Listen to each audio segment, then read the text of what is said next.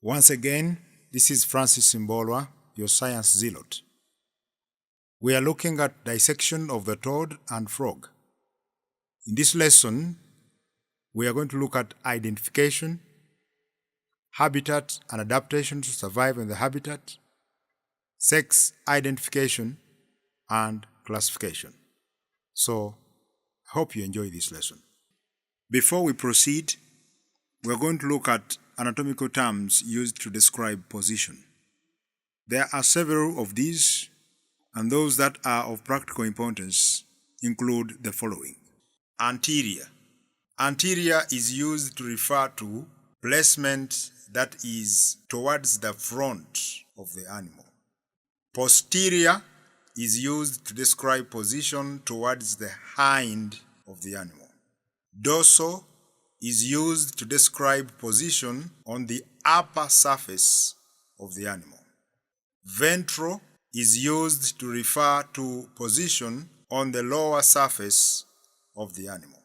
Lateral is used to refer to a position that is far from the midline, that is towards the side of the animal. Medial is used to refer to a position that is close to the midline. For structures that are attached to the animal, such as the limbs, there are two terms that we usually use to refer to position. We say proximal if we are referring to a point that is close to the point of attachment of the limb onto the trunk, while distal is used to describe a position of a structure that is far away from the point of attachment of the appendage or limb to the trunk.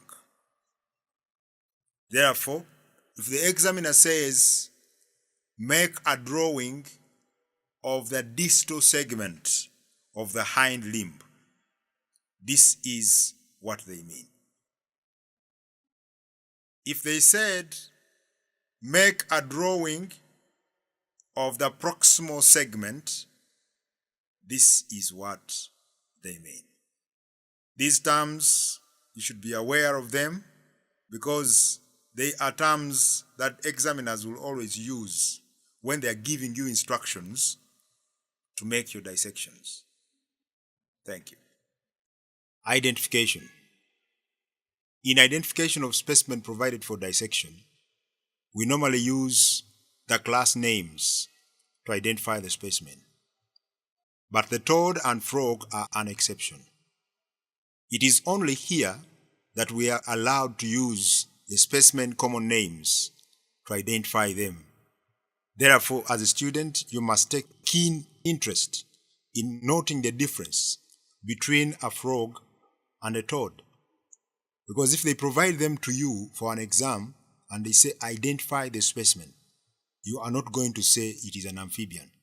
You have to identify the frog as a frog and identify a toad as a toad. So here we are going to look at the structural differences that distinguish a toad from a frog. And these are the features that you are supposed to give when you are identifying the specimen in an exam, either as a toad or as a frog. As you look at the two images, you realize that the skin of a frog is thin, while when you look at the skin of a toad, it is thick. The skin surface of a frog is smooth, shiny, slimy, and moist, whereas when we look at the skin of a toad, the surface is rough, warty, but is also slimy and moist. If we examine the hind limbs of the two specimens, you're going to realize that the frog usually has very long, thick, muscular, and flexible hind limbs, which are usually highly folded onto the body. Whereas when we look at the hind limbs of the toad, we realize that they are shorter compared to those of the frog, but also muscular, flexible, and highly folded onto the body.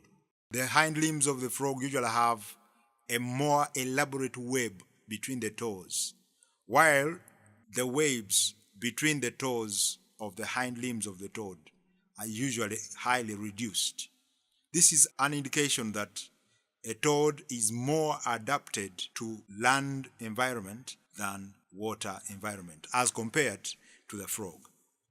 Those are the main differences that we can see clearly between the two specimens.